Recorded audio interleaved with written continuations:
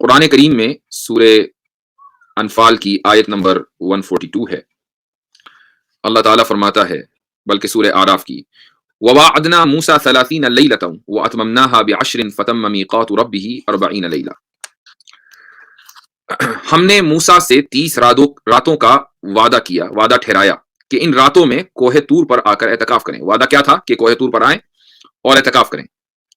پھر 10 راتیں مزید بڑھا کر ان کی تکمیل کی. وَأَتْمَمْنَاهَا بِعَشْرٍ فَتَمَّ مِيقَاتُ رَبِّهِ 40 لَيْلَةً. اس طرح ان کے رب کی ٹھہرائی ہوئی جو مدت ہے وہ کل 40 راتیں ہو گئیں. وَقَالَ مُوسَىٰ لِأَخِيهِ هَارُونَ اخْلُفْنِي فِي قَوْمِي وَأَصْلِحْ وَلَا تَتَّبِعْ سَبِيلَ الْمُفْسِدِينَ. موسیٰ نے اپنے بھائی ہارون سے کہا کہ میرے پیچھے تم میری قوم میں میرے قائم مقام بن جانا، تمام معاملات درست رکھنا اور مفسد لوگوں کے پیچھے نہ چلنا. آگے بڑھنے سے پہلے میں یہاں پر ایک دو باتیں کہنا چاہوں گا تاکہ جو گفتگو چل رہی ہے اس کا سیاق و سباق اور اس کا کانٹیکسٹ سمجھ میں آ جائے. حضرت موسیٰ علیہ الصلوۃ والسلام اپنی قوم کو لے کر نکلے ہیں اور فرعون کو شکست ہو چکی ہے اور اب یہ لوگ فلسطین کی طرف جا رہے ہیں. راستے میں بنو اسرائیل نے حضرت موسیٰ سے یہ درخواست کی کہ آپ ہمارے لیے کوئی مورتی وغیرہ اللہ کی اگر بنا دیں تو ہمیں عبادت کرنے میں آسانی ہو جائے. یعنی ذہن بھٹک رہا ہے ادھر ادھر. دیکھیے مشرکین کیا کہتے ہیں، مشرکین بھی یہ کہتے ہیں کہ ہم بھگوان کی مورتی جب تک سامنے نہ رکھیں تو ہمارا ذہن کہیں ادھر ادھر بھٹکتا رہتا ہے، تو اس لیے ہم مورتی پوجا کرتے ہیں. بنو اسرائیل نے بھی یہی دعویٰ کیا کہ بلکہ مطالبہ کیا. حضرت موسیٰ علیہ الصلوۃ والسلام نے ڈانٹ پلائی، لوگ خاموش ہو گئے. بنو اسرائیل میں سب یہ مطالبہ کرنے والے نہیں تھے، بلکہ کچھ منافقین تھے جن کی تعداد کوئی تقریباً 20,000 کے قریب تھی.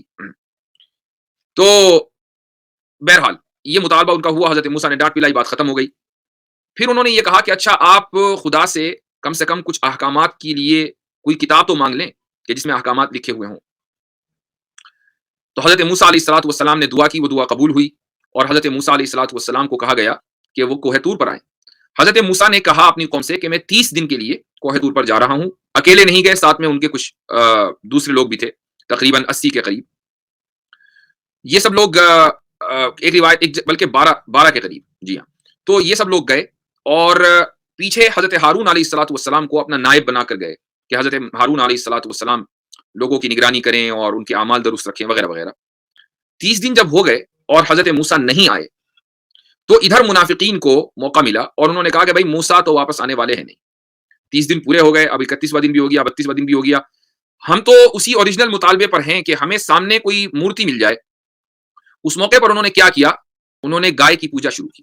اب دیکھیے گائے کی پوجا ہندوؤں میں کہاں سے آئی ہے؟ ہندوؤں کو یہ نہیں پتا کہ ان کے پاس جو چیزیں آئی ہیں، جو برہمنوں نے ان کا جو ایکسپلوٹیشن کیا ہے کس طرح کیا ہے، انہوں نے پوری دنیا کا کہاں اٹھا کر ہندوستان میں امپورٹ کیا ہے. تو اب یہ مورتی پوجا شروع ہوئی اور کس طریقے سے بچڑے کی پوجا شروع ہوئی. اچھا میری آواز آپ کو صحیح آ رہی ہے یا کٹنے لگی ہے؟ مجھے ایسا لگ رہا ہے کہ میری آواز شاید کٹ رہی ہوگی. مجھے آ رہا ہے کہ میرا نیٹ سلو ہے. ذرا کنفرم کر دیجئے کہ اگر آواز میری صحیح ہے. اب صحیح ہو جانی چاہیے، ٹھیک ہے، بہتر ہے. تو ایک شخص تھا سامری، ان کا پنڈت تھا منافقین کا، اس نے ایک بچڑے کی مورتی بنائی گائے کی اور اس کی عبادت شروع کر دی. حضرت ہارون نے بہت منع کیا لیکن نہیں مانے. حضرت موسیٰ علیہ الصلوۃ والسلام جب واپس آئے، اب اس بیچ میں کیا ہوا ان 10 دنوں میں، اضافی دنوں میں، تو حضرت موسیٰ علیہ الصلوۃ والسلام، یار یہ بڑی پریشان کر رہی، مجھے ایسا لگ رہا ہے کہ آواز جو ہے وہ کچھ گڑبڑ ہو رہی ہے چونکہ میرا کنیکشن اسٹیبل نہیں ہے. خیر اگر نہ ہو تو مجھے بتا دیجیے گا، پھر میں اپنے فون سے جوائن کروں گا. تو حضرت موسیٰ علیہ الصلوۃ والسلام جب واپس آئے تو بڑے ناراض ہوئے کہ میرے پیچھے تم نے مورتی کی پوجا کیسے کر دی، گائے کی پوجا کیسے شروع کر دی. حضرت ہارون پر ناراض ہوئے. حضرت ہارون نے اپنا ایکسکیوز رکھا. پھر اس کے بعد لوگوں پر ناراض ہوئے اور یہ حکم آیا اللہ کی طرف سے کہ جن لوگوں نے شرک کیا ہے ان کو قتل کیا جائے گا.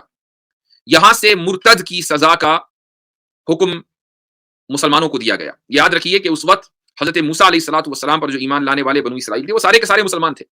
یعنی ہر دور میں اس دور کے نبی کے اوپر ایمان لانے والا مسلمان کہلاتا ہے. اچھا یہاں پر حضرت موسیٰ علیہ الصلوۃ والسلام کے اوپر یہ حکم نازل ہوا کہ جن لوگوں نے مورتی پوجا کی ہے وہ چونکہ مرتد ہو گئے ہیں، دین سے نکل گئے ہیں، لہٰذا ان کی سزا یہ ہے کہ ان کو قتل کیا جائے. تو تقریباً 20,000 کے قریب لوگ تھے کہ جنہوں نے اس سزا کا ارتکاب کیا. اب یہاں 2 روایتیں ہیں. کچھ روایتوں میں آتا ہے کہ یہ سزا کچھ لوگوں کے اوپر نافذ کی گئی، باقی لوگوں پر نہیں. اور دوسری روایت میں یہ آتا ہے کہ نہیں، تمام کے تمام مرتدین کے اوپر یہ سزا نافذ کی گئی. یہ ہے حضرت موسیٰ علیہ الصلوۃ والسلام کا قصہ. اب یہاں سوال یہ ہوتا ہے کہ حضرت موسیٰ علیہ الصلوۃ والسلام 30 راتوں کے لیے گئے تھے، تو یہ بڑھ کر 40 راتیں کیسے ہو گئیں؟ قرآن یہ کہہ رہا ہے کہ ہم نے ان سے 30 راتوں کا وعدہ کیا کہ 30 راتوں کے لیے آؤ. اس کے بعد پھر ہم نے 10 دن اور بڑھا دیے. ان 40 دنوں میں ہو کیا رہا تھا؟ حضرت موسیٰ علیہ الصلوۃ والسلام اپنے ساتھیوں کے ساتھ مسلسل اعتکاف میں تھے، اور ساتھ میں تورات بھی نازل ہو رہی تھی، اور حضرت موسیٰ علیہ الصلوۃ والسلام اس تورات کو تختیوں کے اوپر لکھ رہے تھے اور ساتھیوں سے لکھوا رہے تھے. یہ عمل چل رہا تھا. 30 دن میں تورات مکمل نہیں ہوئی تو 10 دن اور بڑھا دیے گئے، اور اس طریقے سے 40 دن میں جا کر تورات مکمل ہوئی. اب یہاں سوال یہ ہوتا ہے کہ کیا اللہ کو یہ پتا نہیں تھا کہ 40 دن میں تورات مکمل ہوگی اور 30 دن میں نہیں ہوگی؟ تو پہلے ہی کہہ دیتا کہ 40 دن کے لیے آؤ، 30 دن کے لیے بلانے کی کیا ضرورت تھی، اور پھر 10 دن اور بڑھا دیے. تو اس کا جواب یہ ہے کہ اللہ تعالیٰ کے علم میں تو یہی تھا کہ 40 دن میں تورات مکمل ہوگی، لیکن دراصل یہ دنیا امتحان کی جگہ ہے. یہاں ہر موقع کے اوپر انسان کا امتحان ہوتا ہے. اگر ایسا نہ ہوتا بلکہ کہا جاتا کہ نہیں 40 دن کے لیے آ جاؤ، اور حضرت موسیٰ اپنی قوم کو بھی یہی بتاتے کہ میں 40 دن کے لیے جا رہا ہوں، تو یہ جو فتنہ کھڑا ہوا ہے، جو منافقین کا فتنہ سامنے آیا، یہ کبھی بھی نہیں آتا. یہ منافقین اسی طریقے سے چھپے رہتے، اور مسلمانوں کے درمیان یہ بت پرست، یہ گائے کے پجاری اسی طریقے سے رہتے، اور ان کے اوپر کوئی سزا جاری نہ ہوتی. لیکن دیکھیے یہ حکمت تھی اللہ تعالیٰ کی کہ حضرت موسیٰ نے اپنی قوم سے 30 دن کا وعدہ کیا، 10 دن مزید رک گئے. اس رکنے کا نتیجہ یہ ہوا کہ جتنے گائے کے پجاری تھے سارے باہر آ گئے، اور جو چھٹائی ہوئی ہے وہ اس طریقے سے کہ تقریباً 6 لاکھ کے قریب لوگ تھے. اور یہ ساری ببلیکل نریشنز ہیں، اسلامی نریشن نہیں ہے. تقریباً 6 لاکھ، اس لیے ہم کوئی یقین سے نہیں کہہ سکتے کہ وہ 6 لاکھ تھے کہ 5 لاکھ تھے. تو 6 لاکھ کے قریب لوگ تھے. تو اگر اس میں سے 20,000 ہٹ گئے تو کوئی فرق نہیں پڑا. لیکن اگر وہ 20,000 منافقین 6 لاکھ لوگوں میں رہتے تو وہ کتنے لوگوں کو منافق اور مشرک بناتے، اس کا اندازہ نہیں لگایا جا سکتا. تو یہ حکمت تھی. اب یہ جو حضرت موسیٰ علیہ الصلوۃ والسلام جب اضافی 10 دن بڑھے ہیں اور اس دوران تورات نازل ہو رہی ہے، تو حضرت موسیٰ علیہ الصلوۃ والسلام نے اللہ تعالیٰ سے ایک دعا مانگی، اور وہ دعا یہ مانگی کہ اے اللہ، مجھے آپ کو دیکھنا ہے. قرآن یہ کہتا ہے، قرآن کی آیت میں پڑھتا ہوں اور اس کا ترجمہ بھی کرتا ہوں. وَلَمَّا جَاءَ مُوسَىٰ لِمِيقَاتِنَا وَكَلَّمَهُ رَبُّهُ. جب موسیٰ ہمارے مقررہ وقت پر پہنچے اور ان کا رب ان سے ہم کلام ہوا، تو وہ کہنے لگے میرے پروردگار مجھے دیدار کرا دیجئے کہ میں آپ کو دیکھ لوں. ربی ارینی انظر الیک. اللہ نے کہا قال لن ترانی، اللہ نے کہا کہ تم مجھے ہرگز نہیں دیکھ سکو گے. ولکن انظر الی الجبل فان استقر مکانہ فسوف ترانی. یہ ایک دوسرا مضمون شروع ہوا ہے. اللہ نے کہا کہ تم مجھے ہرگز نہیں دیکھ سکو گے، اور حضرت موسیٰ نے درخواست کی کہ مجھے اپنا دیدار کرا دیجئے. اب سوال یہ ہے کہ کیا اللہ تعالیٰ کو دیکھا جا سکتا ہے یا نہیں دیکھا جا سکتا؟ مسلمانوں میں ایک بڑی تعداد اس بات کی قائل ہے کہ اس دنیا میں لاجیکلی، شرعاً نہیں کہہ رہا ہوں، لاجیکلی اللہ تعالیٰ کی رؤیت یعنی اللہ کو دیکھنا ممکن ہے، پاسبل ہے. لیکن آخرت میں لاجیکلی بھی ممکن ہے اور شرعاً بھی ممکن ہے. یعنی قرآن کی آیات سے اور احادیث سے یہ پتہ چلتا ہے کہ اللہ تعالیٰ کی رؤیت ہوگی. لیکن اس دنیا میں کسی کو اللہ تعالیٰ کی رؤیت نہیں ہوگی، یہ بھی قرآن سے پتہ چلتا ہے، چونکہ اللہ نے کہہ دیا لن ترانی، کہ تم مجھے ہرگز نہیں دیکھ سکتے. بہرحال کوشچن تو آخرت کے تعلق سے ہے کہ کیا آخرت میں اللہ تعالیٰ کی رؤیت ہوگی، یعنی اللہ تعالیٰ کو دیکھا جائے گا؟ بالکل دیکھا جائے گا. آخرت کا مطلب جنت، جنت میں مؤمنین اللہ تعالیٰ کا دیدار کریں گے. اب یہاں سوال یہ ہوتا ہے کہ کیا پھر اللہ تعالیٰ جسم ہے، اللہ کی باڈی ہے، وہ فزیکل ہے؟ چونکہ فزیکل چیزوں کو دیکھا جاتا ہے، اور اگر اللہ تعالیٰ فزیکل ہے تو یہ ایک بڑا مسئلہ ہے، چونکہ اللہ خدا فزیکل نہیں ہو سکتا. تو اس کا جواب یہ ہے کہ فنڈامنٹلی پورے مسلمان، تمام کے تمام مسلمان اس بات میں، اچھا یہ ایک تو چیٹ پر دھیان نہ دیں اور مجھے تفسیر کر لینے دیں. اور ایک صاحب کہہ رہے لاؤڈ اسپیکر پر اذان پر بحث چڑھی ہے. میں انشاءاللہ آخر میں کچھ اس موضوع کے اوپر گفتگو کروں گا، اہم گفتگو کروں گا قرآن کی روشنی میں انشاءاللہ. تو آخر تک آپ رہیے. تو کیا اللہ تعالیٰ جسم ہے؟ کیٹیگوریکلی مسلمانوں کا یہ عقیدہ ہے کہ اللہ تعالیٰ جسم نہیں ہے، اللہ فزیکل نہیں ہے. کیوں نہیں ہے؟ یہ اہم چیز ہے. وہ یہ ہے کہ جو بھی جسم ہوتا ہے اس کے پارٹس ہوتے ہیں، اس کے اجزاء ہوتے ہیں، اس کے کمپوننٹس ہوتے ہیں، یعنی وہ ان کمپوننٹس سے مل کر بنتا ہے. اسی طریقے سے جو بھی جسم ہوگا، وہ چاہے چھوٹا ہو یا بڑا ہو، وہ کسی نہ کسی جگہ میں ہوگا، وہ کسی نہ کسی اسپیس کو آکیوپائی کر رہا ہوگا. اسی طرح جو بھی جسم ہوگا وہ کسی نہ کسی ڈائریکشن میں ہوگا، وہ آپ کے دائیں ہوگا، بائیں ہوگا، سامنے ہوگا، پیچھے ہوگا، اوپر ہوگا، نیچے ہوگا، کہیں نہ کہیں ہوگا، وہ کوئی نہ کوئی ڈائریکشن ہوگا جہاں پر وہ جسم ہوگا۔ اگر اللہ تعالیٰ فزیکل ہو تو پھر یہ ماننا پڑے گا کہ اس کے کمپوننٹس بھی ہیں، اس کے اجزاء بھی ہیں، یعنی وہ اپنے اجزاء کا محتاج ہے، وہ اپنے اجزاء کا، اپنے کمپوننٹس کا محتاج ہے۔ اگر اللہ جسم ہے، فزیکل ہے، تو یہ ماننا پڑے گا کہ وہ کسی جگہ پر ہے۔ اگر اللہ تعالیٰ جسم ہے، فزیکل ہے، تو یہ ماننا پڑے گا کہ وہ کسی ڈائریکشن میں ہے، وہ دائیں ہے، بائیں ہے، آگے ہے، پیچھے ہے۔ اور یہ ساری کی ساری چیزیں ایسی ہیں کہ اللہ تعالیٰ ان سے منزہ ہے، مبرہ ہے، یعنی اللہ تعالیٰ ان چیزوں کا محتاج نہیں ہے۔ کیوں؟ چونکہ یہ ساری کی ساری پراپرٹیز یہ ان چیزوں کی پراپرٹیز ہیں کہ جو اوریجنیٹڈ ہیں۔ اوریجنیٹڈ کا مطلب یہ ہے کہ جن کا آغاز ہوا ہے اور جن کا اختتام ہونا ہے۔ جیسے دنیا ہے، یہ اس دنیا میں بسنے والی چیزیں ہیں۔ آپ کتاب ہاتھ میں لے لیں تو کتاب ایک فزیکل چیز ہے، تو وہ کسی نہ کسی ڈائریکشن میں ہے، کسی نہ کسی جگہ میں ہے، اس کے کمپوننٹس ہیں، تبھی جا کر وہ کتاب کا جسم یا اس کی فزیکل باڈی وجود میں آئی ہے۔ لیکن پھر یہ بھی ضروری ہے کہ اس کتاب کا وجود، اس کے ایگزسٹنس کا کبھی آغاز ہوا ہو اور اس کا کبھی نہ کبھی اختتام ہو جائے گا۔ لہٰذا اللہ نہ تو کسی ڈائریکشن میں ہے، نہ وہ کسی جگہ میں ہے، نہ اس کے کمپوننٹس ہیں۔ چونکہ کمپوننٹس کا ہونے کا مطلب یہ ہے کہ اللہ ان کمپوننٹس کا محتاج ہے۔ اللہ کسی کا محتاج نہیں ہے، وہ غنی ہے، وہ انڈیپینڈنٹ ہے۔ اس لیے اللہ تعالیٰ کیٹیگوریکلی مسلمانوں کے نزدیک فزیکل نہیں ہے، جسم نہیں ہے۔ لیکن پھر یہاں ایک سوال آ جاتا ہے، وہ سوال یہ آ جاتا ہے کہ قرآن میں بہت سارے الفاظ ایسے استعمال ہوئے ہیں اللہ کے لیے جن سے لگتا ہے کہ وہ فزیکل ہے۔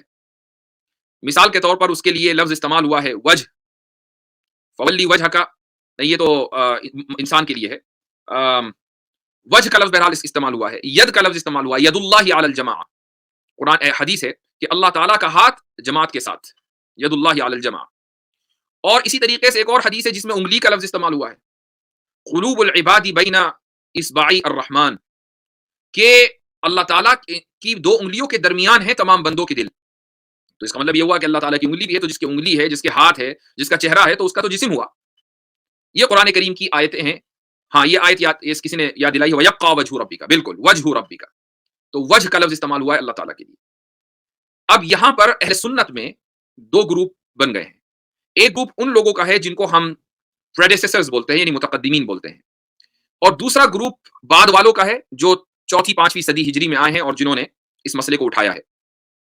تو جو پہلا گروپ ہے اس نے یہ کہا کہ یہ الفاظ جو قرآن میں آئے ہیں، ان الفاظ کے اوپر ایمان لانا ضروری ہے، لیکن ان کی حقیقت کیا ہے یہ ہمیں معلوم نہیں ہے اور نہیں معلوم ہو سکتا۔ یعنی کیا واقعی چہرے کا مطلب چہرہ ہے جس طرح ہمارا چہرہ ہوتا ہے، ہاتھ کا مطلب اسی طرح ہاتھ ہے جیسے ہمارا ہاتھ ہوتا ہے، اور انگلی کا مطلب اسی طرح ہے جیسے ہماری انگلی ہوتی ہے، وغیرہ وغیرہ، یہ ہم نہیں جانتے۔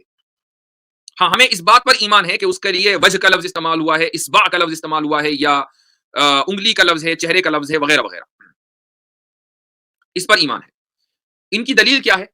ان کی دلیل یہ ہے کہ اللہ تعالیٰ العلیم ہے، آل نوئنگ ہے، اور ہم العلیم نہیں ہیں، ہم آل نوئنگ نہیں ہیں، ہم ہر چیز نہیں جانتے۔ یا کوئی دنیا میں ایک بھی بندہ ایسا نہیں ہے جو یہ دعویٰ کر لے کہ میں ہر چیز جانتا ہوں، ناممکن ہے۔ بندہ ہر چیز نہیں جانتا، بلکہ وہ جتنا جانتا ہے وہ اس کے مقابلے میں کہیں کم ہے جتنا وہ نہیں جانتا۔ وہ نرا جاہل ہے، انسان تو نرا جاہل ہے اللہ تعالیٰ کے مقابلے میں، اور اللہ العلیم ہے، یعنی وہ ہر چیز جاننے والا ہے۔ اب بندے کو یہ کیسے بتایا جائے کہ اللہ العلیم ہے اور تم جاہل ہو؟ اس کے لیے کچھ الفاظ ایسے ہونے چاہیے کہ جس کی حقیقت کا ادراک ایک انسان نہ کر سکے۔ لہٰذا ایسے الفاظ استعمال کیے گئے کہ جس کی تفصیلات اور جس کی جو انٹرپریٹیشن ہے وہ بندے کو نہیں بتائی گئی، تاکہ اس کو اس بات کا ایمان اور اس بات کا یقین ہو جائے کہ اللہ تعالیٰ العلیم ہے، آل نوئنگ ہے، اومنیسینس ہے، اور میں نہیں ہوں۔ اس لیے تو اب آپ دیکھیے ہمارے یعنی یہ جو ہم ان الفاظ کے جو حقیقی معنی ہیں، جو ایکچوئل میننگ ہے، ہم ان کو نہیں جانتے۔ اس کے پیچھے بھی ایک ریشنل ریزننگ ہے، اس کے پیچھے بھی ایک وجہ ہے جو میں نے آپ کو ابھی بتائی ہے۔ تو ایسا نہیں ہے کہ ہم صرف یہ کہہ دیتے ہیں کہ نہیں جی ہمیں نہیں پتا، ایسا نہیں ہے۔ ہم یہ بتاتے ہیں کہ ہمیں نہیں پتا اور کیوں نہیں پتا، دونوں چیزیں ہم بتاتے ہیں۔ یعنی ہمیں پتا نہ ہونا اس کی ایک ریشنل وجہ ہے۔ اب کوئی آدمی اس ریشنلٹی کو قبول کرے نہ کرے وہ اس کی مرضی ہے۔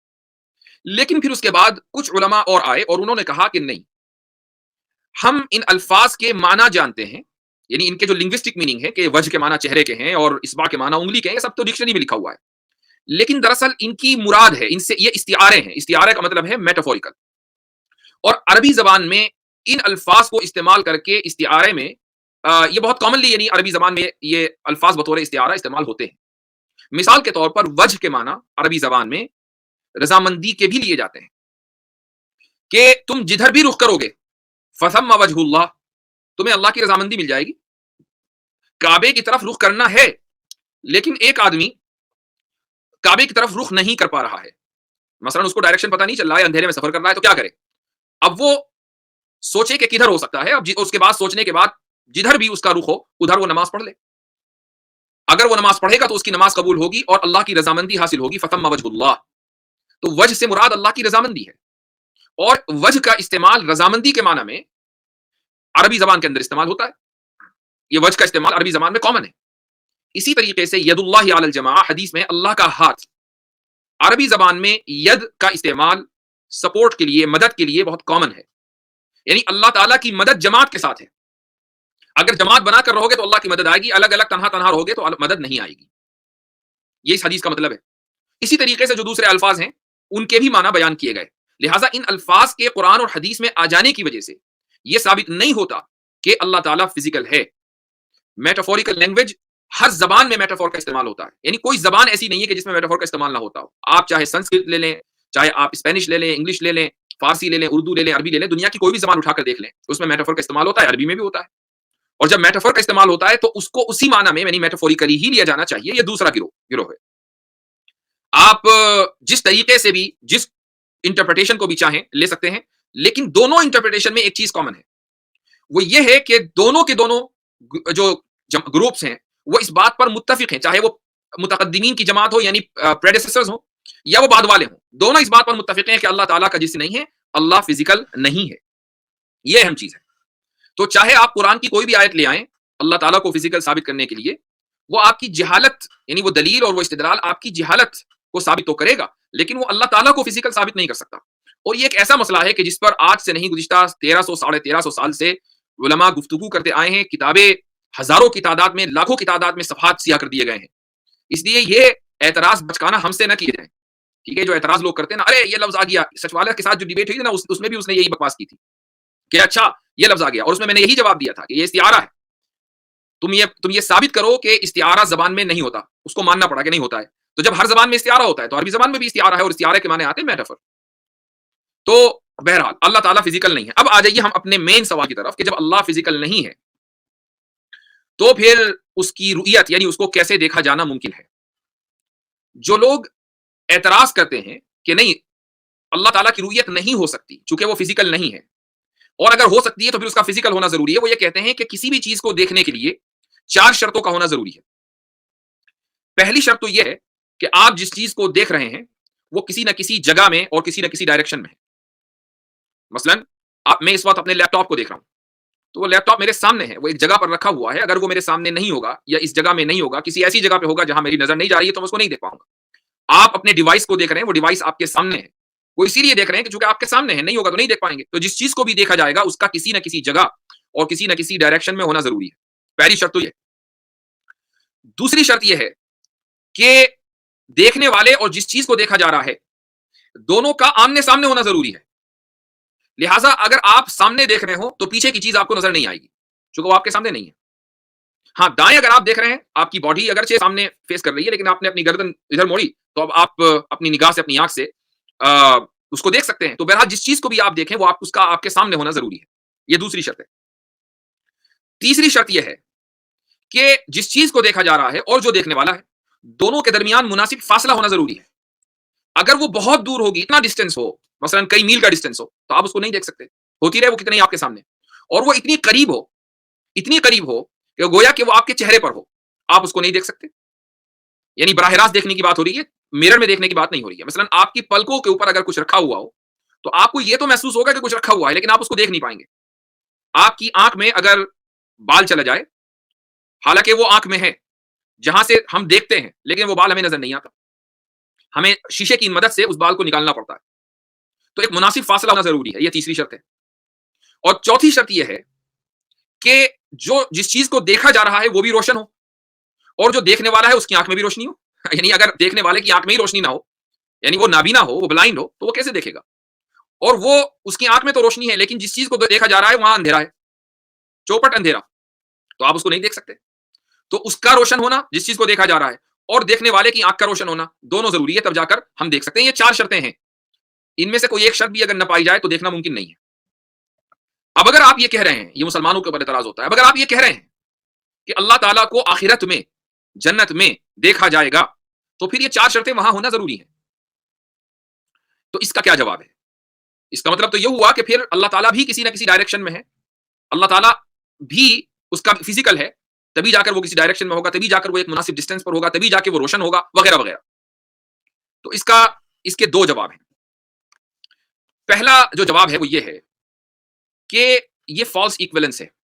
اس کو عربی میں ایک ٹرمینالوجی ہے علم کلام میں، اس کو بولتے ہیں قیاس الشاہد، قیاس الغائب علی الشاہد. قیاس الغائب علی الشاہد کا مطلب ہے کہ کسی اندیکھے کو دیکھے کے اوپر قیاس کرنا، یعنی فالس ایکویلنس. اللہ تعالیٰ ہماری دنیا میں نہیں ہے، اللہ تعالیٰ کوئی آبجیکٹ نہیں ہے، وہ انسین ہے. انسین کی جو پراپرٹیز ہیں وہ الگ ہیں، اور سین کی یعنی جو ہماری دنیا میں ہے اس کی جو پراپرٹیز ہیں وہ الگ ہیں. اب مثال کے طور پر جو لوگ ملٹی یونیورس یا ملٹی ورس تھیوری کے اوپر بلیو کرتے ہیں وہ یہ بھی مانتے ہیں کہ الگ الگ یونیورسز میں یا اس پوری سمجھ لیجئے کہ جتنا بھی ایگزسٹنس ہے، چاہے وہ ایک یونیورس میں ہو یا ملٹی یونیورسز میں ہو، اس میں 3 ڈائمنشنز نہیں ہیں بلکہ 11 ڈائمنشنز ہیں. اب دیکھیے ہماری دنیا میں، ہماری اس کائنات کے اندر 3 ڈائمنشن ہے اور چوتھا ڈائمنشن ٹائم ہے. وہ ڈائمنشن کیا ہے؟ یعنی لمبائی، چوڑائی، موٹائی. یہ 3 کوئی بھی جسم ہوگا اس کے اندر یہ 3 ڈائمنشن ہوں گے اور وہ کسی نہ کسی ٹائم میں ہوگا. یہ 4 ڈائمنشنز ہیں. ہمیں ان 4 ڈائمنشنز کو ہی پر ہی کنٹرول دیا گیا ہے. ہم ٹائم میں ہی موو کر سکتے ہیں، ہم آگے ہو سکتے ہیں، پیچھے ہو سکتے ہیں. یہ جو آگے پیچھے ہونا یہ سارے کے سارے ڈائمنشنز ہیں. لمبا ہونا، موٹا ہونا، چوڑا ہونا، یہ ڈائمنشنز ہیں. تو اگر اس یونیورس میں جس میں ہم جی رہے ہیں اس میں 4 ہی ڈائمنشن ممکن ہیں، اور سائنٹسٹ کے مطابق صرف 4 ہی ڈائمنشنز نہیں ہیں بلکہ 11 ڈائمنشنز ہیں، اور وہ دوسرے یونیورس میں ہو سکتے ہیں. دوسرے یونیورس کو آج تک کسی نے نہیں دیکھا لیکن یہ ایک تھیوری ہے. تو اس کا مطلب یہ ہوا کہ اگر آپ یہ کہنے لگے کہ نہیں، جس طریقے سے لاز آف فزکس اس دنیا میں کام کرتے ہیں اسی طریقے سے یہاں کے لاز آف فزکس ہر دنیا میں کام کریں گے، اس کے علاوہ اس سے بڑھ کر جہالت نہیں ہو سکتی. وہ لاز آف فزکس اس دنیا کی فزکس کے لیے ہیں، اس دنیا کے لیے ہیں، وہ ہر دنیا کے لیے نہیں ہے. جس طرح یہاں کی ڈائمنشنز یہاں کے لیے ہیں وہ ہر دنیا کے لیے نہیں ہے. یہ سائنٹیفک تھیوری ہے. اسی کو کہتے ہیں قیاس الغائب علی الشاہد. جو چیز یہاں نہیں ہے آپ اس کو اسی طریقے سے ٹریٹ کریں جو یہاں ہے. اللہ تعالیٰ الغائب ہے یعنی وہ انسین ہے. اس وقت آپ اس کو اس طریقے سے تصور کریں جس طرح ہم کسی بھی آبجیکٹ کو دیکھتے ہیں، کسی بھی آبجیکٹ کو تصور کرتے ہیں. اس کو بولا جاتا ہے فالس ایکویلنس. اور فالس ایکویلنس ایک فیلسی ہے، غلط ہے. فالس ایکویلنس سے آپ کچھ بھی ثابت نہیں کر سکتے. یہ تو تحقیقی جواب ہوا. الزامی جواب بھی سنیے. دیکھیے جو آبجیکشن کرنے والے ہیں وہ کیا کہتے ہیں کہ جس چیز کو آپ دیکھ رہے ہیں اس کا کسی مکان میں ہونا ضروری ہے. میں ایک سوال کرتا ہوں، میں کسی جگہ کو دیکھ رہا ہوں، تو کیا وہ جگہ بھی کسی جگہ میں ہے؟ اگر وہ جگہ بھی کسی جگہ میں ہے تو پھر اس جگہ کا بھی کسی جگہ میں ہونا ضروری ہے، اور پھر اس جگہ کا بھی جو تیسری جگہ ہے اس کا بھی کسی جگہ میں ہونا ضروری ہے. اور اس طریقے سے آپ چلتے رہیں. اسی کو ہم عربی میں تسلسل کہتے ہیں اور انگلش میں ہم انفینٹ ریگریس بولتے ہیں. اور انفینٹ ریگریس یہ امپاسبل ہے. تو آپ کسی جگہ کو دیکھ رہے ہیں اور وہ کسی جگہ میں نہیں ہے، اس کے باوجود آپ اس کو دیکھ لیتے ہیں. لیکن خدا کو دیکھنے کے لیے اس کا کسی جگہ میں ہونا ضروری ہے. یہ شرط آپ نے لگا دی. جبکہ جس جگہ کو آپ دیکھ رہے ہیں وہ اسی دنیا میں ہے، وہ اسی یونیورس میں ہے. اگر وہ جگہ کسی جگہ میں ہوئے بغیر آپ دیکھ سکتے ہیں تو کیا خدا کو دیکھنے کے لیے اس کا جگہ میں ہونا ضروری ہے؟ یہ شرط کہاں سے نکال کر لائے؟ تو بہرحال خدا کو دیکھنے کے لیے اس کا موجود ہونا ضروری ہے. اس کی بھی دلیل سن لیجئے. دیکھیے ہم جن چیزوں کو بھی دیکھتے ہیں وہ 2 طرح کی کیٹیگریز میں آتی ہیں، یا تو وہ آبجیکٹ ہیں یا وہ پراپرٹیز آف آبجیکٹ ہیں. مثال کے طور پر آپ لیپ ٹاپ کو دیکھتے ہیں تو لیپ ٹاپ ایک آبجیکٹ ہے، اور آپ لیپ ٹاپ کے کلر کو دیکھتے ہیں. مثلا میرے لیپ ٹاپ کا کلر سلور ہے تو میں سلور کلر کو دیکھ رہا ہوں. یہ سلور کوئی بھی کلر، چاہے وہ سلور ہو، بلیک ہو، وائٹ ہو، کوئی بھی colour on its own exist نہیں کرتا، وہ کسی نہ کسی چیز کے اوپر ایگزسٹ کرتا ہے. یعنی ایسا نہیں ہوگا کہ سلور چلا جا رہا ہے نا، آپ نے مسٹر بلیک سے ہاتھ ملایا، ایسا نہیں ہوگا، بلکہ وہ کلر کسی نہ کسی چیز کے اوپر یا کسی نہ کسی آبجیکٹ کے اوپر ہوگا. تو آبجیکٹ کو بھی آپ دیکھتے ہیں اور کلر کو بھی آپ دیکھتے ہیں. ایک چیز جو آبجیکٹ ہے اس کا ایگزسٹنس اسٹرانگ ہے، مضبوط ہے، چونکہ وہ خود میں ایگزسٹ کرتی ہے، اپنے آپ سے ایگزسٹ کرتی ہے. اور جو کلر ہے اس کا ایگزسٹنس ویک ہے، چونکہ وہ خود سے ایگزسٹ نہیں کرتی بلکہ کسی نہ کسی آبجیکٹ کے ساتھ وہ ایگزسٹ کرتی ہے. لیکن دیکھتے آپ دونوں کے ہیں. تو دونوں کا حکم یہ ہے کہ ان کو دیکھا جا سکتا ہے. اگر دونوں کا حکم سیم ہے تو پھر دونوں کے حکم کی وجہ بھی سیم ہونی چاہیے. جب دو چیزوں کا کامن حکم ہوتا ہے تو اس کا کامن کاز بھی ہوتا ہے. تو یہ کامن کاز کیا ہے؟ دو پاسبلٹیز ہیں. پہلی پاسبلٹی یہ ہے کہ ان دونوں کے دیکھے جانے کا جو کامن کاز ہے وہ یہ ہے کہ دونوں کے دونوں اس طرح کی چیزیں ہیں کہ جو ہو بھی سکتی ہیں نہیں بھی ہو سکتی. دونوں کے دونوں پاسبل ایگزسٹنٹ ہیں. اب میں تھوڑا سا ڈیپ میں جا رہا ہوں علم کلام کے. آپ اگر توجہ دیں گے تو سمجھ میں آئے گا ورنہ نہیں آئے گا. دونوں کے دونوں پاسبل ایگزسٹنٹ ہے. پاسبل ایگزسٹنٹ بولتے ہیں جس کا ہونا نہ ہونا برابر ہے. اب دیکھیے لیپ ٹاپ کا ہونا نہ ہونا برابر ہے. کوئی ضروری تو نہیں ہے کہ لیپ ٹاپ کا ہونا ضروری ہے ہر حال میں ورنہ انسانیت ختم ہو جائے گی. ایسا نہیں ہے. لیپ ٹاپ کے ہونے سے پہلے انسانیت تھی. تو دونوں کا ہونا نہ ہونا برابر, اس کو بولتے ہیں امکان, اس کو بولتے ہیں پاسبل ایگزسٹنس. تو ہم لیپ ٹاپ اور اس کے کلر دونوں کو دیکھ پا رہے ہیں. اس دیکھنے کی وجہ کیا ہے؟ پہلی وجہ تو پاسبل یہ ہے کہ یہ دونوں کے دونوں پاسبل اینٹیز ہیں. یہ دونوں کے دونوں پاسبل اینٹیز ہیں. لیکن کسی چیز کا پاسبل اینٹی ہونا اس کے دیکھے جانے کے لیے ضروری نہیں ہے. مثال کے طور پر کسی آدمی کی شادی نہیں ہوئی اور لیکن اس کے بیٹے ہونا پاسبل ہے. ابھی اس کی شادی نہیں ہوئی, اس کی اولاد نہیں ہوئی, لیکن اس کا بیٹا ہونا پاسبل ہے. محض اس لیے کہ اس کا بیٹا پاسبلی ہے, پاسبل ہو سکتا ہے, پیدا ہو سکتا ہے. کہ آپ اس کے بیٹے کو دیکھ سکتے ہیں؟ نہیں دیکھ سکتے. تو کسی چیز کا پاسبل ہونا ضروری نہیں ہے کہ وہ اس کے دیکھے جانے کو ضروری بنا دے. تو پھر آخر کیا وجہ ہے کہ ہم لیپ ٹاپ اور اس کے کلر دونوں کو دیکھ پاتے ہیں؟ وہ کیا ریزن ہے؟ وہ ریزن یہ ہے کہ لیپ ٹاپ اور کلر دونوں موجود ہیں. جو چیز موجود ہوگی اس کو دیکھا جائے گا, اس کو دیکھا جا سکتا ہے. اللہ تعالیٰ خدا, جس کو آپ اپنی زبان میں ایشور کہنا چاہے کہہ لیں, جس کو آپ گاڈ کہنا چاہے گاڈ کہہ لیں, ہم اللہ کہتے ہیں, وہ موجود ہے. وہ تمام موجودات سے بڑھ کر موجود ہے. تو جب ہر موجود کو دیکھا جانا ممکن ہے تو خدا کو دیکھا جانا ممکن کیوں نہیں ہے؟ ٹھیک ہے. یعنی کسی بھی چیز کا وجود دراصل اس کی رویت کی وجہ ہے.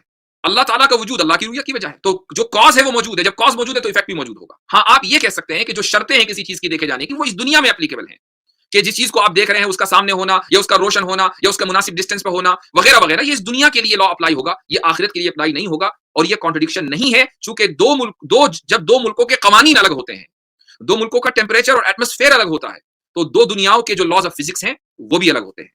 آپ ایک دنیا کے لاز آف فزکس کو دوسری دنیا کے اوپر اپلائی نہیں کر سکتے ورنہ یہ فالس ایکویویلنس ہو جائے گا. پھر ورنہ ماننا پڑے گا کہ امریکہ کا موسم اور انڈیا پاکستان کا موسم بھی ایک ہی ہو. اب ہمارے یہاں سردی ہو رہی ہے, پرسوں برف پڑی, اور آپ کے یہاں گرمی ہو رہی ہے. تو چونکہ ہمارے یہاں گرمی ہو رہی ہے لہٰذا ضروری ہے کہ آپ کے یہاں بھی گرمی ہو. بھائی کیوں ضروری ہے؟ ہم دوسرے ملک میں رہتے ہیں, آپ دوسرے ملک میں رہتے ہیں, آپ کے یہاں کا ایٹماسفیئر الگ ہے, ہمارے یہاں کا ایٹماسفیئر الگ ہے. تو جب یہ ہے تو پھر دو دنیاؤں کے لاز آف فزکس اور لاز آف نیچر یہ بھی الگ الگ ہے. تو یہ رویت کے تعلق سے مختصر سی گفتگو ہے. اب اس کے بعد جب حضرت موسیٰ کی ریکویسٹ ریجیکٹ ہو گئی تو اللہ تعالیٰ نے کہا آیت نمبر 144 میں, قال یا موسیٰ انی اصطفیتک علی الناس برسالتی و بکلامی, اے موسیٰ میں نے اپنا پیغام دے کر تم سے اور تم سے ہم کلام ہو کر تمہیں تمام انسانوں پر فوقیت دی ہے. یعنی تم یہ مت سمجھو کہ تمہاری اس ریکویسٹ کو ریجیکٹ کر دیا گیا تو یعنی گویا کہ تمہاری کوئی حیثیت نہیں ہے. نہیں, تمہاری حیثیت ہے, تمہاری فوقیت ہے, تمہاری فضیلت ہے. اور وہ اس طریقے سے کہ تم دوسری نعمتوں کو دیکھو کہ اللہ تعالیٰ نے تمہیں کیسے منتخب کیا ہے. اللہ تعالیٰ نے تم سے گفتگو کی ہے, تمہیں اللہ نے اپنا پیغام دیا ہے, تمہیں اللہ تعالیٰ نے اپنا رسول بنایا ہے. رسول کا مرتبہ بڑا بلند ہے. لہذا جو تمہیں دیا گیا فخذ ما آتیتک وکن من الشاکرین, جو میں نے دیا ہے وہ لے لو اور شکر ادا کرو. جو تمہیں دیا گیا وہ کچھ کم نہیں ہے. اس سے ہمیں ایک سبق ملتا ہے, وہ یہ کہ ہماری جو خواہشات ہیں ان کی کوئی اینڈنگ نہیں ہے. ایک خواہش پوری ہوتی ہے تو ہم دوسری خواہش پوری کرنا چاہتے ہیں, اور دوسری ہوتی ہے تو تیسری کرنا چاہتے ہیں. انسان خواہشات کا پتلا ہے. اگر کوئی مثلا گر گڑا کر دعا مانگ رہا ہے اور ایسی خواہش کر رہا ہے جو پوری نہیں ہو رہی ہے, تو وہ اس کو ہرگز یہ نہیں چاہیے کہ وہ اللہ تعالیٰ سے بدظن ہو کہ میں نے یار اتنی دعا مانگی اور میری دعا قبول نہیں ہو رہی ہے. دعا تو اس کی قبول ہوئی ہے, وہ کسی نہ کسی اور صورت میں قبول ہوئی ہے, لیکن یہ ضروری نہیں ہے کہ بندے کی خواہش کو پورا کر دیا جائے. ایسے موقع پر بندے کو یہ دیکھنا اور سوچنا چاہیے کہ اس کے علاوہ جو نعمتیں ہیں اللہ تعالیٰ نے میرے اوپر برسائی ہیں وہ کیا کیا ہیں. اگر ایک انسان اپنی ان نعمتوں کو دیکھنے لگے تو اپنی خواہشات کو پھر وہ کم کر دے, اور اگر اس کی کوئی خواہش پوری نہیں ہو رہی ہے تو پھر وہ اس پر برا نہ مانے, اس پر برا نہ سوچے. وہ یہ نہ سوچے کہ میں دعا مانگ رہا ہوں اور میری دعا قبول نہیں ہو رہی ہے. حضرت موسیٰ علیہ الصلوۃ والسلام سے بڑھ کر آپ کا مقام نہیں ہے. ہماری حیثیت حضرت موسیٰ سے بڑھ کر نہیں ہے. حضرت موسیٰ کی خواہش پوری نہیں کی اللہ تعالیٰ نے, لیکن اللہ نے ان کی جو دوسری نعمتیں تھیں ان کے اوپر ان کو یاد دلائیں کہ تم اپنی رسالت کو دیکھو, اپنے مقام کو دیکھو اور شکر ادا کرو. تو ہماری جو حیثیت ہے, ہم اس حیثیت کے اعتبار سے اللہ تعالیٰ نے جو نعمتیں ہمارے اوپر برسائی ہیں اور دن رات برساتا ہے, ہم ان نعمتوں کو سوچیں اور خواہشات کے پورا نہ ہونے کے اوپر نظر نہ کریں. یہ اس سے سبق ملتا ہے. اب میں کل جب تراویح پڑھ رہا تھا تو میں کچھ آیتوں پر سے میں نے کچھ آیتوں کی تلاوت کی اور ایک مضمون ذہن میں آیا, اور یہ اسی قصے سے متعلق ہے. یہ قصہ سورہ اعراف میں کافی پہلے سے شروع ہو جاتا ہے. ہوا یہ تھا, آج کل کے حالات دیکھیے انڈیا میں کیا ہو رہے ہیں, یہ اسپیسیفکلی انڈیا کے حالات سے ریلیٹڈ ہے. اس طرح کی ویڈیو سوشل میڈیا کے اوپر گردش کر رہی ہیں کہ جس میں آپ کچھ زعفرانی لباس میں اس طرح کے لوگ ہیں کہ جو بظاہر مذہبی نظر آ رہے ہیں، لیکن میں نہیں سمجھتا کہ مذہبی لوگ اتنے خراب ہوتے ہیں. مذہبی لوگ تو اچھے ہوتے ہیں، مذہبی لوگ عام طور سے پیسفل ہوتے ہیں. ہاں مذہبی لباس میں کچھ بھیڑیے آ جاتے ہیں. تو کچھ مذہبی لباس میں، زعفرانی لباس میں لوگ ہیں اور وہ دھمکی دے رہے ہیں مسلمانوں کو کہ ہم ان کی عورتوں کا ریپ کریں گے، مسلمانوں کو ہم قتل کر دیں گے وغیرہ وغیرہ. اس طرح کی کئی ساری ویڈیوز فلوٹ کر رہی ہیں سوشل میڈیا پر. یہ جو دھمکی مسلمانوں کو دی گئی ہے، یہ کوئی پہلی مرتبہ نہیں ہوا. حضرت موسیٰ علیہ الصلوۃ والسلام کے دور میں جو مسلمان تھے ان کو بھی یہی دھمکی دی گئی تھی، اور وہ اس طریقے سے دی گئی تھی کہ حضرت موسیٰ علیہ الصلوۃ والسلام نے جب فرعون کے پاس آ کر اللہ کا پیغام پہنچایا، اور وہ پورا واقعہ ہے کہ جادوگروں کو بلایا گیا، جادوگروں نے اسلام قبول کر لیا، جادوگروں کو فرعون نے مار دیا. اب جو فرعون کے حواری تھے، فرعون کے جو قریبی تھے، انہوں نے یہ کہا فرعون سے اتذر موسیٰ وقومہ لیفسدوا فی الارض ویذرک والہتک، آپ فرعون موسیٰ کو اور موسیٰ کے ماننے والوں کو ویسے ہی چھوڑ رہے ہیں، یہ تو زمین میں فساد برپا کریں گے، یہ بڑے خراب لوگ ہیں. تو فرعون نے کیا کہا؟ اس کے جواب میں فرعون نے کہا سنقتل ابناءہم، ہم ان کے مردوں کو قتل کریں گے، ونستحیی نساءہم، اور ان کی عورتوں کو زندہ رکھیں گے. مردوں کو قتل کر کے عورتوں کو زندہ رکھنے کا کیا مطلب ہے؟ یعنی عورتوں کا ریپ کریں گے؟ تو یہ ریپ کی دھمکی مسلمانوں کو پہلی مرتبہ نہیں ملی ہے. حضرت موسیٰ علیہ الصلوۃ والسلام کے دور میں جو مسلمان تھے ان کو بھی ریپ، ان کی عورتوں کے بارے میں یہی دھمکی دی گئی تھی کہ ان کا ریپ کیا جائے گا اور مردوں کو مار دیا جائے گا، ان کا جینوسائیڈ کیا جائے گا. وَإِنَّا فَوْقَهُمْ قَاهِرُونَ، ہمیں پورا پورا کنٹرول حاصل ہے، حکومت ہماری ہے. تو حضرت موسیٰ نے کس طریقے سے اپنی قوم کو دلاسا دیا تھا اس دھمکی کے مقابلے میں؟ حضرت موسیٰ علیہ الصلوۃ والسلام نے کہا کہ قال موسیٰ لقومہ استعینوا باللہ واصبروا، موسیٰ نے اپنی قوم سے کہا کہ اللہ سے مدد مانگو اور صبر کرو. اللہ سے مدد مانگو اور صبر کرو، دو باتیں انہوں نے بتائی تھی. اس کے بعد آگے کیا نتیجہ نکلے گا؟ ان الارض للہ، زمین تو اللہ کی ہے، کسی انسان کی کوئی ہے. یہ زمین اللہ نے بنائی ہے، جس نے بنائی ہے وہی مالک ہے. ہاں کچھ دنوں کے لیے وہ زمین کچھ لوگوں کو دے دیتا ہے، اپنی اس کی مرضی ہے، اور جب مرضی آتی ہے تو لے لیتا ہے. پوری دنیا کا یہی نظام ہے، کوئی حکومت ہمیشہ نہیں ٹکتی ہے. یورثھا من یشاء من عبادی، وہ جسے چاہتا ہے اس زمین کا وارث بنا دیتا ہے. اس کے بعد اللہ تعالیٰ نے آگے چل کر جو لوگوں کا مزاج تھا وہ بتایا کہ فرعون کے جو لوگ تھے، جو اس زمانے کے کفار اور مشرکین تھے، ان کا مزاج یہ بن گیا تھا کہ فَإِذَا جَاءَتْهُمُ الْحَسَنَةُ قَالُوا لَنَا هَذِهِ، کہ جب ان کے اوپر خوشحالی آتی تو وہ یہ کہتے کہ یہ تو ہمارا حق تھا، یہ تو سارا ہمارا اچیومنٹ ہے، سارا کریڈٹ خود لے لیتے، جتنی بھی ترقی ہوتی اس کا کریڈٹ خود لے لیتے. فَإِذَا جَاءَتْهُمُ الْحَسَنَةُ قَالُوا لَنَا هَذِهِ وَإِن تُصِبْهُمْ سَيِّئَةٌ يَطَّيَّرُوا بِمُوسَىٰ وَمَن مَّعَهُ، لیکن جب کوئی مصیبت ان پر آ کر پڑتی تو وہ موسیٰ اور ان کے ساتھیوں کو نحوست قرار دیتے کہ ان کی وجہ سے آئی ہے. آپ دیکھیے پچھلے سال کیا ہوا، 2 سال پہلے جب کرونا آیا تو کرونا کی پوری مصیبت تبلیغی جماعت کے اوپر ڈال دی گئی، مسلمانوں کے اوپر، کہ ان کی وجہ سے آئی ہے، ان کی وجہ سے کرونا پھیل رہا ہے. دہلی کا سی ایم روزانہ رپورٹ جاری کرتا تھا کہ اتنے % کیس کرونا کے ہیں، اس میں اتنے % تبلیغی جماعت کی وجہ سے ہیں. تو یہ جو تبلیغی جماعت کو ٹارگٹ کیا گیا، یہ وہی رویہ ہے جو فرعون کے لوگوں کا تھا کہ جب ترقی ہوگی تو سارا کریڈٹ خود لے لیں گے اور مسلمانوں کو کہا جائے گا کہ ان کے بس کا کچھ نہیں، لیکن جب کوئی مصیبت آئے گی تو مسلمانوں کو نحوست قرار دیا جائے گا. یہ آج بھی وہی ہو رہا ہے، رویہ وہی ہے. اگر رویہ وہی ہے تو پھر یہ یاد رکھیے کہ جس طریقے سے اللہ تعالیٰ نے فرعون اور اس کی قوم کو ڈیل کیا تھا، اللہ تعالیٰ آج کے ظالموں کو بھی اسی طریقے سے ڈیل کرے گا. وہ کیسے ڈیل کیا تھا؟ وہ اس طریقے سے کیا تھا کہ فَأَرْسَلْنَا عَلَيْهِمُ الطُّوفَانَ وَالْجَرَادَ وَالْقُمَّلَ وَالضَّفَادِعَ وَالدَّمَ آيَاتٍ مُفَصَّلَاتٍ، چنانچہ ہم نے ان پر طوفان، ٹڈی دل، گھن کے کیڑے، مینڈکوں اور خون کی بلائیں چھوڑی جو سب علیحدہ علیحدہ نشانیاں تھیں. یعنی ان کے اوپر عذاب آیا، کس طریقے سے طوفان آئے، ان کی اکانومی تباہ ہو گئی، ان کی زراعت ختم ہو گئی. اس طریقے سے اللہ تعالیٰ نے ان کو عذاب دیا. آپ سری لنکا کی حالت دیکھ لیجیے. 1 سال پہلے تک سری لنکا کی حکومت یہ کہتی آ رہی تھی کہ ہم حجاب پر پابندی لگائیں گے، ہم اسلامک اسکولز کو ختم کر دیں گے، ہم نیشنل آئیڈینٹی ایک ہونی چاہیے، وغیرہ وغیرہ وغیرہ.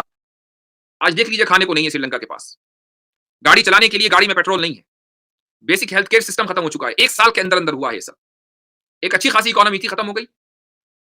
تو اگر یہ سری لنکا میں ہو سکتا ہے تو رشیا میں بھی ہو سکتا ہے، کمبوڈیا میں بھی ہو سکتا ہے، یہ دنیا کے کسی بھی ملک میں ہو سکتا ہے. اس لیے خدا کو چیلنج نہ کیا جائے. خدا کو اگر چیلنج کیا جائے گا تو خدا اپنی رسی پہ ڈھیل تو دیتا ہے، لیکن جب کھینچتا ہے تو بہت بری طرح کھینچتا ہے. اور یہ میں واضح کر دینا چاہتا ہوں کہ اگر جو ہراسمنٹ اس وقت چل رہا ہے کچھ ملکوں میں مسلمانوں کے خلاف، جس طریقے سے ہراسمنٹ چل رہا ہے، اگر وہ کنٹینیو ہوتا رہا اور ریپ کی دھمکیاں ملتی رہیں اور اس کو کچھ لوگوں نے انجام دینے کی کوشش کی یا مسلمانوں کی جینوسائڈ کا کوئی پلاننگ کی. مسلمان کو کچھ نہیں کرنا ہے، مسلمان کو تو صبر کرنا ہے، جس طرح حضرت موسیٰ نے اپنی قوم کو تعلیم دی تھی کہ صبر کرو، صبر اس کو کرنا ہے. انتقام لینا ہے پھر اللہ کو. اس ملک کی اکانومی تباہ ہوگی قرآن کریم کی اس آیت کی روشنی میں، اور خود ہی ہوگی، وہ لوگ خود ہی کریں گے، کوئی دوسرا باہر سے آ کر نہیں کرے گا. تو یہ چیز ایسی ہے کہ اس کو لوگ چاہے ریکارڈ کر کے رکھ لیں، جو کچھ میں نے کہا ہے قرآن کی روشنی میں کہا ہے، کوئی اپنے گھر سے نہیں کہا ہے، اور قرآن کا ایک ایک لفظ سچا ہے، اس کا ایک ایک لفظ برحق ہے. اس لیے اللہ تعالیٰ کے عذاب سے، اوپر والے کے عذاب سے ڈرنا چاہیے. اور جو لوگ ماتحت ہوں ان کے اوپر ہمیشہ ان سے اپنے ماتحتوں سے، یہ چیز مسلمانوں کے لیے بھی غیر مسلموں کے لیے بھی ہے کہ اپنے ماتحتوں سے ہمیشہ خوش دلی کے ساتھ ملنا چاہیے، ہمیشہ ان کے ساتھ کائنڈنس کا رویہ اختیار کرنا چاہیے. اگر ان کے اوپر ظلم کیا جائے گا تو پھر اللہ تعالیٰ کو زیادہ دیر نہیں لگتی ہے ظالم کو اس کی گدی سے ہٹا دینے میں. بہرحال یہ چند باتیں تھیں جو آپ حضرات کے سامنے جو موجودہ صورتحال ہے اس کے تعلق سے میں نے شیئر کی ہیں.